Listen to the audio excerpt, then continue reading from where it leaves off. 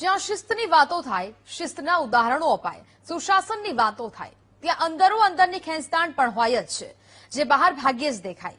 પરંતુ નર્મદા જિલ્લામાં તો શિસ્તની વાતો વચ્ચે નેતાઓ વચ્ચે ધમાસાણ જોવા મળ્યું, અને તે પણ જાહેર મંચ પરથી. વાત જાણે એમ છે કે જિલ્લા ભાજપ દ્વારા સુશાસન દિવસની ઉજવણી કરવામાં આવી રહી હતી, જેમાં અચાનક ધારાસભ્ય દર્શનાબેન ઉભા થયા અને તેમનું અપમાન થયાનો દાવો કરી કાર્યક્રમ છોડીને ત્યાંથી જતા રહ્યા, અને વાત રાજીનામા સુધી પહોંચી ગઈ. ત્યારે કોણે કર્યું અપમાન અને કેમ નર્મદા જિલ્લામાં અંદરો અંદર ભાજપમાં ભારેલા અગ્નિ જેવી સ્થિતિ છે, આવું જાણીએ.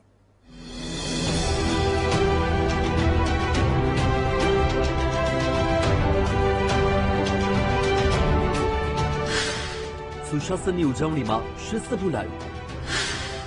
અપમાન થતા ધારાસભ્ય બેઠા ધરણા પર. અપમાન કરવા બોલાવો છો, ચૂંટણી જીતીને આવી છું. આ શબ્દો નાંદોદના ધારાસભ્ય દર્શના દેશમુખના છે, જેઓ રાજપીપળા ખાતે આયોજિત સુશાસનના 12 વર્ષ પૂર્ણ થવા પર આયોજિત કાર્યક્રમમાં અચાનક પોતાના સ્વાગતને લઈને ગરમ થયા અને સ્ટેજ પરથી ચાલ્યા ગયા. પરંતુ શું બોલતા ગયા તે પહેલા સાંભળો. तुम्हारा क्या नाम दो नंबरिया डाला के पास बोल कर स्वागत बोल दे पड़ा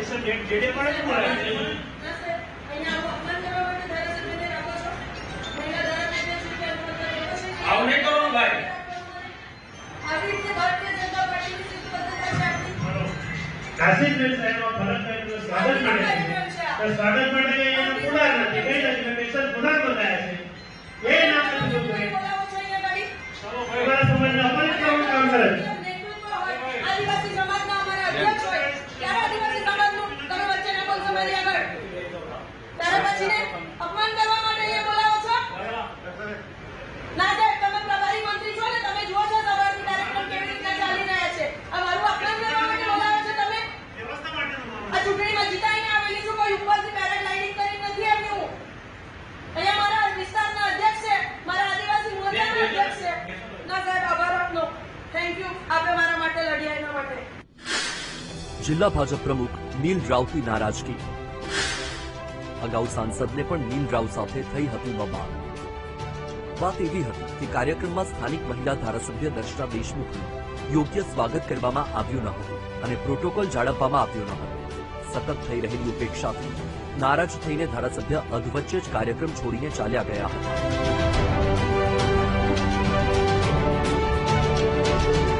એટલું જ નહીં, સીધા જ ગાંધી ચોક વડિયા ખાતે ધરણા પર બેસી ગયા હતા, જ્યાં ભરૂચના સાંસદ મનસુખ વસાવા પણ તેમના સમર્થનમાં ધરણામાં જોડાયા હતા.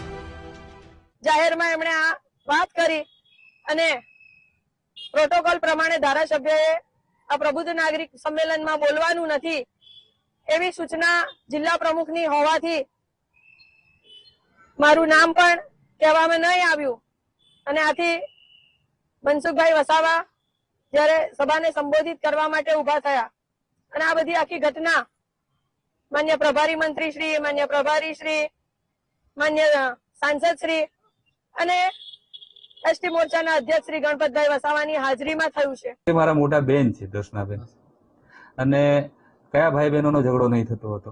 તો આ અમારો પરિવારનો વિષય છે પાર્ટીનો. બેન થોડાક આજે આક્રોશમાં વધારે હતા એટલે કદાચ ધરણાને કર્યું છે, પણ એ અમારા પરિવારનો વિષય છે અને અમે સાથે મળીને એને પૂરું કરશું. પરિવારનો વિષય ચોરા સુધી આવી ગયો.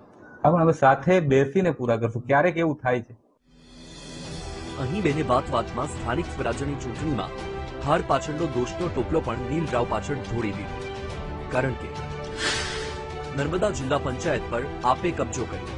આ સાથે જ જિલ્લાની 4 તાલુકા પંચાયતમાં પણ આપે કબજો કર્યો.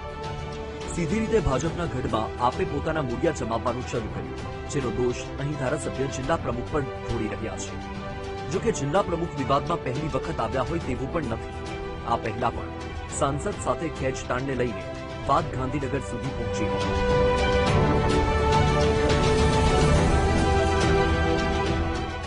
નીલ રાવની જે ઉદ્ધતાઈભર્યું વર્તન છે એનું જે અનેક આદિવાસી નેતાઓને અપમાનિત કરવાનું જે કાર્ય કરી રહ્યા છે, લોકોને ડરાવવાનું ધમકાવવાનું કાર્ય કરી રહ્યા છે, એની સામે અમે પ્રદેશમાં રજૂઆત કરું છું અને પ્રદેશ નહીં માને તો અમે એ લડાઈ લડીશું. પણ નીલ રાવ જેવા દુષ્ટ દુરાચારી ને પ્રમુખ તરીકે મેં કોઈ સંજોગોમાં નહીં ચલાવી લઈએ. એ વિસ્તાર અલગ છે, એ બધો પ્રશ્ન પતી ગયો છે. પણ તે વખતે કમલનામાં પણ મારી સાથે એને ખરાબ વર્તન કર્યું હતું, મારી સાથે ઝઘડો ઉભો થઈ ગયો. પ્રમુખને ન શોભે. મુદ્દો અપમાનનો છે, મુદ્દો જિલ્લા પ્રમુખના વલણનો છે. જો કે અહીં સાથે બેસીને સમાધાનની વાતો થાય છે, પરંતુ જોવાનું એ રહેશે કે ગાંધીનગર હાઈકમાન્ડ આ મામલે શું પગલાં લે છે. Pravin Patwal, VTV news, Narmada. તો નારાજ નાંદોદના ધારાસભ્ય ડોક્ટર દર્શનાબેન દેશમુખે હવે ધરણા સમેટી લીધા છે. પ્રદેશ કક્ષાએથી આશ્વાસન મળતા ધારાસભ્યે હાલ પૂરતા ધરણા સમાપ્ત કર્યા. ભાજપના મહામંત્રી દ્વારા મને આશ્વાસન આપવામાં આવ્યું હોવાની વાત ડોક્ટર દર્શના દેશમુખે કરી. આગામી અઠવાડિયામાં ભાજપના સંગઠન સાથે ચર્ચા વિચારણા કરવામાં આવશે. આ મુદ્દે સાંભળવામાં આવશે અને પૂરતો સમય આપવામાં આવશે તેવી વાત તેમણે કરી છે. આ વિવાદનું નિરાકરણ લાવવા માટેના તમામ પ્રયાસો કરવામાં આવશે. તમામ ચર્ચા વિચારણા પછી આગામી કાર્યક્રમની જાહેરાત કરીશું. સોમવારે નર્મદા જિલ્લાના સિનિયર નેતાઓની ટીમ ગાંધીનગર જશે. જિલ્લા ભાજપ પ્રમુખ નીલ રાવ અને તેમની ટીમ દ્વારા થતા સતત અપમાન સંદર્ભે રજૂઆત કરાશે.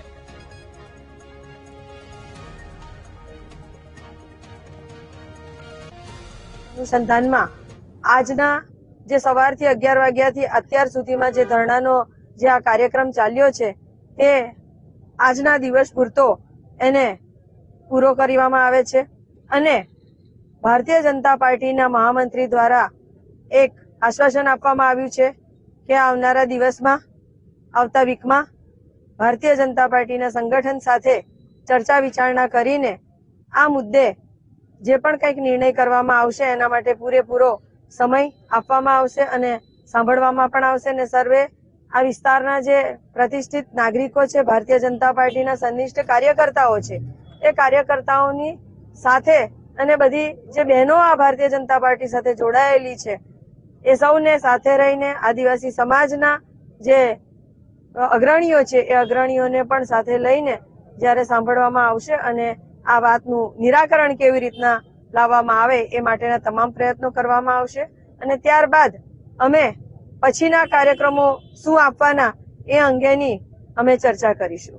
આ પ્રદેશ સુધી વાત પહોંચી અને પ્રદેશે મારી સાથે વાત કરી.